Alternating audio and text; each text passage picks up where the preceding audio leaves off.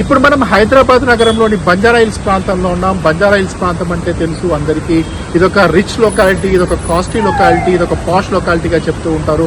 But ఇక్కడ situation కనుక మనం చూసినట్టయితే ఒక ట్రక్, ఒక 10,000 లీటర్లు ఉన్నటువంటి ఒక వాటర్ ట్యాంకర్ పూర్తిగా భూమిలో ఒక రోడ్డులో కుంగిపోయినటువంటి సిచ్యువేషన్ మనం ఇక్కడ క్లియర్ గా చూస్తాం. దీనికి కారణం కనుక చూస్తే దీనిపైన ఒక నాలా ఉంది, నాలకు సంబంధించిన వాటర్ కూడా ఫ్లో అవుతున్నటువంటి సిచ్యువేషన్ మనం క్లియర్ గా ఇక్కడ చూస్తా ఉన్నాం. దానిపైన ఒక ఆర్సీసీ ఉంది, ఆర్సీసీ పైన బీటీ రోడ్ వేస్తారు. ఆ బీటీ రోడ్ లో ఒక 10,000 లీటర్ల కంటే చాలా బరువైనటువంటి ఒక ట్రక్ ఈ రోడ్డు పైన ఒక డ్రైవర్కి ఏం తెలియకుండా ఈ డ్రైవ్ నుంచి వస్తారు. ఒక్కసారిగా ఇక్కడ ఉన్నటువంటి ఇక్కడ రోడ్డు పైన ఉన్నటువంటి BT road at the same time దాని కింద ఉన్నటువంటి ఆర్సీసీ కాంక్రీట్ తో ఉన్నటువంటి ఆర్సీసీ కాంక్రీట్ మొత్తం కూడా కుంగిపోయి ఆ లారీ, ఆ ట్రక్ అనేటువంటి మొత్తం కింద పడిపోయినటువంటి సిచ్యువేషన్ మనం చూస్తున్నాం. ఈ ఘటనలో ఒక డ్రైవర్, దీంతో పాటు డ్రైవర్ తో పాటు క్లీనర్ కూడా ఉన్నారు. ఆ క్లీనర్, డ్రైవర్ ఇద్దరు కూడా సీరియస్ గా ఇంజూర్ అయ్యారు. వాళ్ళని హాస్పిటల్కి తరలించారు. దీని కనుక మనం చూస్తే ఇట్స్ కంప్లీట్ గా మనకు అధికారుల ఉదాసీనత, అధికారుల నిర్లక్ష్య వైఖరి ఇలాంటి ఘటనల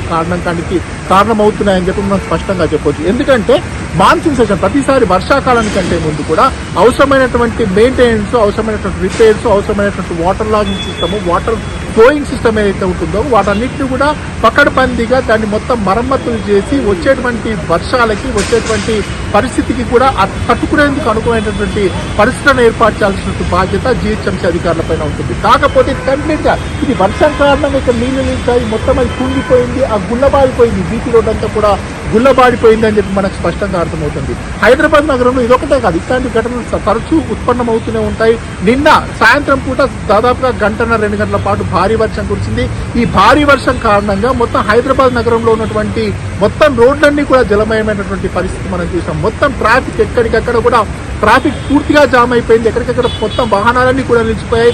రోడ్ల పైన మోకాల లోతు నీళ్లు నిలిచిపోవడంతో వాహనదారులు వెళ్ళలేక, అంటే ఒకటే రోడ్లు, అంటే మొత్తం మనకు 4-5 లేన్లు ఉండేటువంటి రోడ్లు ఒక సింగిల్ లేన్ లో వెళ్ళాల్సినటువంటి పరిస్థితి. ఎందుకంటే పక్కకి వెళ్తే ఇటువంటి ఘటనలు ఏమైనా జరుగుతాయా, పక్కకి వెళ్తే ఏమైనా మ్యాన్ హోల్స్ ఉంటాయనేటువంటి ఒక భయమైనటువంటి పరిస్థితిలో ప్రజలు కూడా ఉంటారు. కాబట్టి ఖచ్చితంగా ప్రభుత్వం కానీ, జిహెచ్ఎంసీ అథారిటీస్ కానీ మాన్సూన్ అంటే వర్షాకాలానికి ముందు అవసరమైనటువంటి ఏర్పాట్లన్నీ చేయాలి.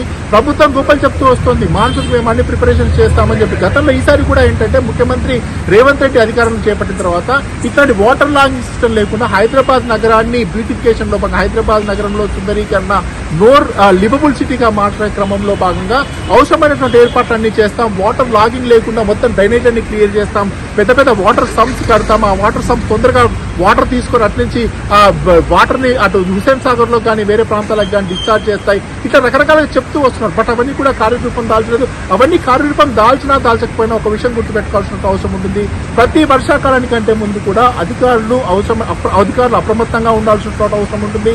ఇట్లాంటి ఘటనలు జరగకుండా ఉండాలి అంటే అవసరమైన మెయింటెనెన్స్, రోడ్స్ మెయింటెనెన్స్ కానీ, నాలాల మెయింటెనెన్స్ కానీ, మిగతా రోడ్ల మ్యాన్ హోల్స్ మెయింటెనెన్స్ కానీ ఇవన్నీ కూడా చేయాల్సినటువంటి బాధ్యత అధికారులపైన ఉంటుంది. బట్ ఉదాసీనంగా వ్యవహరించడం కారణంగా మాత్రమే ఇటువంటివి జరిగాయి. మనం చూసాం రోడ్డు కూతవేటు దూరంలో ఇక్కడ కనీసం ఒక 10 మీటర్లు అక్కడికి వెళ్తే మెయిన్ రోడ్డు వస్తుంది.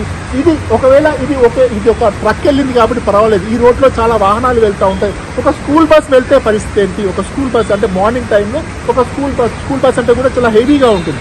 ఆ స్కూల్ బస్ వెళ్తే పరిస్థితి ఏంటి అనేటువంటి విషయాన్ని మనం అర్థం చేసుకోవాలి. ఇప్పటికైనా అధికారులు స్పందించాలి. ఖచ్చితంగా ఇటువంటి ఘటనలు పునరావృతం కాకుండా అవసరమైనటువంటి అన్ని చర్యలు తీసుకోవాలి.